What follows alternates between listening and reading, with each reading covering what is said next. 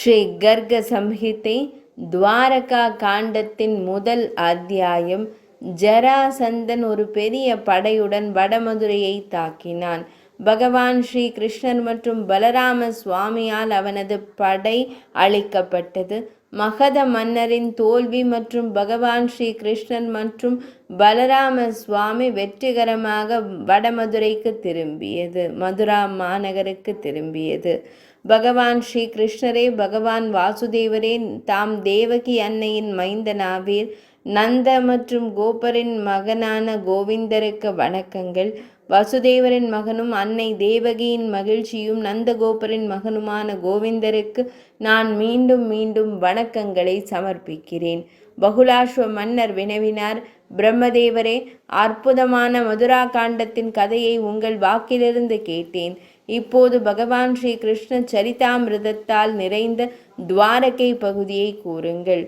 பகவானான ஸ்ரீ கிருஷ்ணர் மற்றும் பலராம சுவாமி எத்தனை திருமணங்கள், மகன்கள் மற்றும் பேரன்கள் இருந்தனர்? மகா முனிவரே, அவர்கள் வடமதுரையை விட்டு வெளியேறி துவாரகையில் குடியேறியதற்கான காரணம் என்ன? இவை அனைத்தையும் எனக்கு கூறுங்கள்.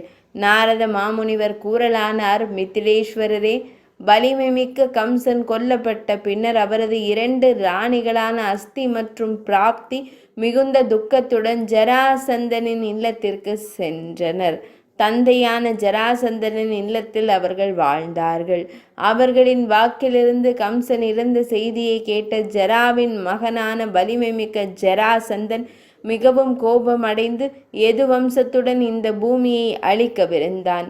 அரசனே, அந்த வலிமைமிக்க நாராயணர் 23 அக்ஷோகினி படையுடன் மதுராபுரியை தாக்கினான். பரமபுருஷ பகவான் கடல் போல் கர்ஜித்து தனது படையை கண்டதும் தனது நகரம் பயத்தால் நிறைந்ததும் சபையில் பலதேவரிடம் கூறினார். தமையனாரே, பலதேவரே, பலராம சுவாமியே, மகத மன்னன் ஜராசந்தனின் முழு படையும் சந்தேகத்திற்கிடமின்றி அழிக்கப்பட வேண்டும்.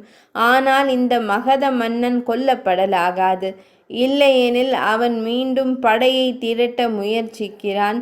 ஜராசந்தன் மட்டும் ஒரு சாக்கு போக்கு சொல்லி பூமியின் அரசர்களின் வடிவத்தில் பூமியின் அனைத்து சுமைகளையும் நீக்கி இங்கேயே தங்கி துறவிகளை மகிழ்விப்பேன்.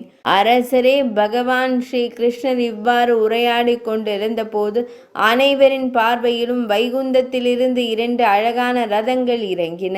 அந்த ரதங்களில் ஏறிய பலராம சுவாமியும் பகவான் ஸ்ரீ கிருஷ்ணரும் எது வம்சத்தினரும் ஒரு சிறிய படையுடன் உடனடியாக நகரத்தை விட்டு வெளியேறினர். தேவர்கள் வானத்தில் பார்த்து கொண்டிருக்கையில் யாதவர்களுக்கும் இடையே தரையில் ஒரு அற்புதமான சிலிர்ப்பூட்டும் மற்றும் கடுமையான போர் தொடங்கியது. முதலில் வலிமை மிக்க மகத மன்னன் தனது தேரில் ஏறி 10 அக்ஷோகினி படையுடன் பகவான் ஸ்ரீ கிருஷ்ணரை எதிர்கொண்டான்.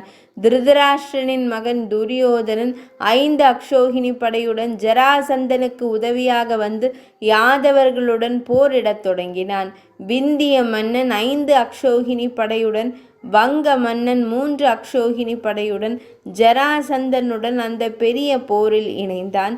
மித்திலேஸ்வர மன்னரே, இதேபோல் ஜராசந்தனின் கட்டுப்பாட்டில் இருந்த மற்ற மன்னர்களும் அவருக்கு முழு மனதுடன் ஆதரவளித்தனர். எதிரி படையால் நிரம்பிய வானத்தில் அம்புகளின் இருள் பரவிய போது வில்லாளி கிருஷ்ணர் தனது வில்லின் சப்தத்தை ஒலிக்கத் தொடங்கினார்.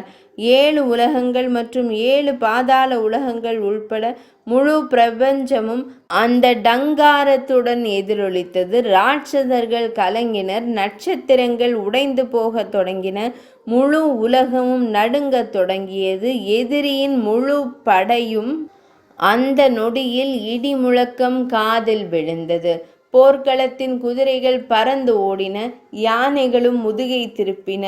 அந்த கர்ஜனையால் பயந்து ஜராசந்தனின் முழு படையும் தப்பி ஓடி எதிர் திசையில் 2 மைல்கள் பயணித்து திரும்பின. இவ்வாறு மஞ்சள் மின்னல் ஒளியுடன் பிரகாசித்த க்ஷரங்களின் வில்லின் வளைந்த சத்தத்தை கட்டவிழ்த்து பகவான் ஸ்ரீஹரி ஜராசந்தனின் முழு படையையும் தனது அம்பு மழையால் மூடினார். அரசரே, எதிரி படையின் தேர்கள் சாரங்க தன்வனின் அம்புகளால் உடைந்தன. அவற்றின் சக்கரங்கள் உடைந்தன. தேரோட்டிகளும் தேரோட்டிகளுக்கு உதவியாய் இருந்தவர்களும் கொல்லப்பட்டு என்றென்றும் ஓய்வெடுக்க சரிந்தன.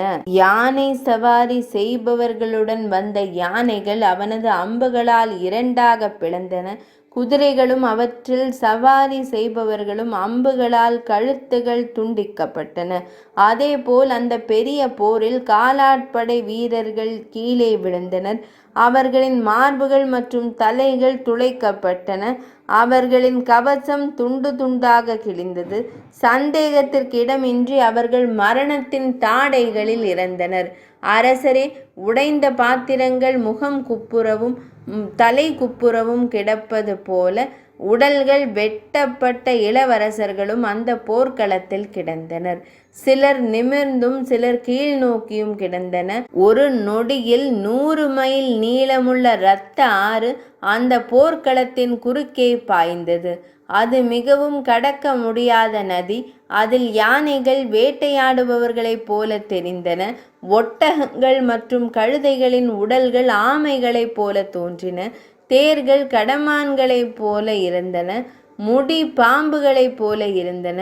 துண்டிக்கப்பட்ட கரங்கள் அரவங்களைப் போல இருந்தன.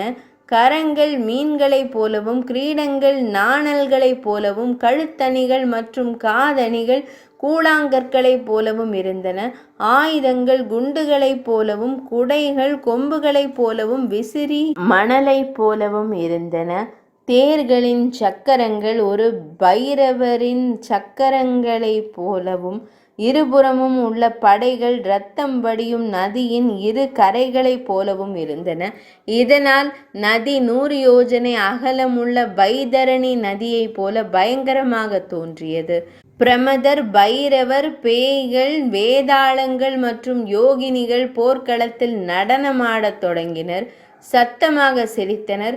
அரசரே, அந்த பேய்கள் வேதாளங்கள் முதலியன தொடர்ந்து மண்டை ஓடுகளிலிருந்து இரத்தத்தை குடித்து சங்கரரின் பெயரை உச்சரித்து கொண்டிருந்தன. அவர்கள் மண்டை ஓடுகளால் ஆன மாலையை உருவாக்க துண்டிக்கப்பட்ட தலைகளை சேகரித்து கொண்டிருந்தனர்.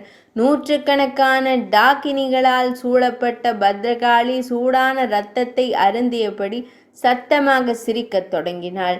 வித்யாதரிகள், சத்திரிய தர்மத்தை பின்பற்றும் சொர்க்க கந்தர்வ பெண்கள் மற்றும் அப்சர பெண்கள் தியாகம் செய்த தெய்வீக வீரர்களை தங்கள் கணவர்களாக தேர்ந்தெடுத்தனர். அந்த வீரர்களை வானத்தில் யார் பிடித்து தங்கள் நாயகர்களாக ஆக்குவார்கள் என்று அவர்கள் தங்களுக்குள் சண்டையிடத் தொடங்கினர்.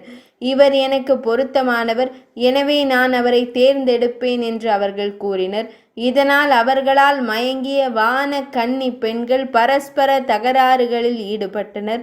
போரில் கலப்படமில்லாத சில நீதிமான்கள் மார்த்தாண்ட மண்டலத்தை துளைத்து நேராக பகவான் ஸ்ரீ மகாவிஷ்ணுவின் தெய்வீக இருப்பிடத்திற்கு சென்றனர். கோபமடைந்த பலதேவர் 3 உலகங்களின் வலிமையை கொண்டு மீதமுள்ள படையை ஒரு பூச்சியால் அடிக்கத் தொடங்கினர். தனது கலப்பையை இழுத்தார். இவ்வாறு ஜராசந்தனின் படை அனைத்து பக்கங்களில் இருந்தும் அழிக்கப்பட்ட பின்னர் விந்திய மன்னன் துரியோதனன், வங்க மன்னன் ஆகிய அனைவரும் பயந்து போர்க்களத்தை விட்டு ஓடிவிட்டனர். அரசரே, 10,000 யானைகளைப் போல வலிமை மிக்க ஜராசந்தன் தனது தேரில் ஏறி பலராம சுவாமியை எதிர்கொண்டான். எதுக்களின் சிறந்த தலைவரான பலராமர் ஜராசந்தனின் அழகிய தேரை ஹல பிரகாவால் இழுத்து தனது கதாயுதத்தின் அடியால் நசுக்கினார். குதிரையும் தேரோட்டியும் கொல்லப்பட்ட நிலையில் ஜராசந்தன் தேரில்லாமல் தனது அனைத்து ஆயுதங்களையும் கைவிட்டு பலராம சுவாமியை 2 கரங்களினாலும் பிடித்தான். பின்னர் போர்க்களத்தில் அவர்களுக்கு இடையே ஒரு கடுமையான போர் நிகழ்ந்தது. மிதிலேஸ்வர மன்னரே, வானத்தில் இருந்த கடவுள்களின் விழிகளுக்கும் பூமியில் உள்ள மனிதர்களின் விழிகளுக்கும் முன்பாக 2 வலிமை மிக்க வீரர்களும் ஒரு மல்யுத்த போட்டியில் 2 சிங்கங்களைப் போல சண்டையிட்டனர். அவர்கள் தங்கள் மார்பு, தலைகள் மற்றும் கைகளால் தாக்கி ஒருவருக்கொருவர் கால்களை பிடித்து ஒருவரை ஒருவர் கவிழ்க்க முயன்றனர். அவர்களின் போரின் காரணமாக முழு நிலப்பரப்பும் தோண்டப்பட்டு ஒரு பள்ளமாக மாறியது. மன்னரே, பூமி திடீரென ஒரு சக்தி வாய்ந்த பானையைப் போல 2 கணங்கள் குலுங்கியது. பின்னர் எதுக்களில் சிறந்தவரான பலராம சுவாமி ஜராசந்தனை தனது கரங்களால் பிடித்து ஒரு கொலைகாரனைப் போல தரையில் வீசினார். அந்த சிறுவன் தன் தண்ணீர் குடத்தை எறிந்திருக்க வேண்டும்.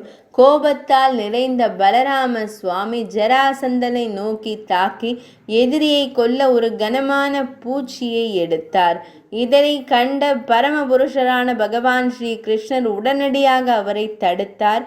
பின்னர் எதுகுலத்தின் சின்னமான பலராம சுவாமி அவரை விட்டு வெளியேறினார். ஜராசந்தன் வெட்கப்பட்டு தவம் செய்ய எண்ணினான்.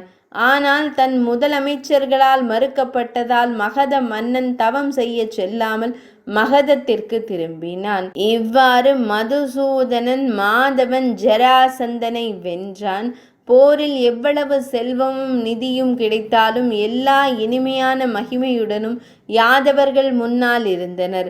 சூதர்கள், மகதர்கள் மற்றும் கைதிகளின் வாக்கிலிருந்து பலராம சுவாமி உள்பட மிகவும் பரிபூரணமான பகவான் ஸ்ரீ கிருஷ்ணர் தாமே வெற்றி பாடலை கேட்டு சங்குகள், மேளங்கள் மற்றும் வேத மந்திரங்களின் கனத்த முழக்கங்களுடன் மதுராபுரிக்குள் நுழைந்தார். வழியில் அவர்கள் மங்களகரமான பொருட்கள், கிலாக்கள் மற்றும் மலர்களால் வணங்கப்பட்டனர். ஒவ்வொரு வாசலிலும் மங்களகரமான கலசங்களால் அலங்கரிக்கப்பட்ட நகரத்தின் அழகை கண்ட மன்னர் மஞ்சள் நிற ஆடைகள், கருப்பு அழகான சிலை, மங்களகரமான கால்களால் அலங்கரிக்கப்பட்டு பிரகாசமான கிரீடம், அங்கதம் மற்றும் காதணிகளுடன் பிரகாசித்து சார்ங்கம் போன்ற ஆயுதங்களை அணிந்து தலத்வஜ பலராம சுவாமியுடன் முகத்தில் மெதுவான புன்னகையை பரப்பினார்.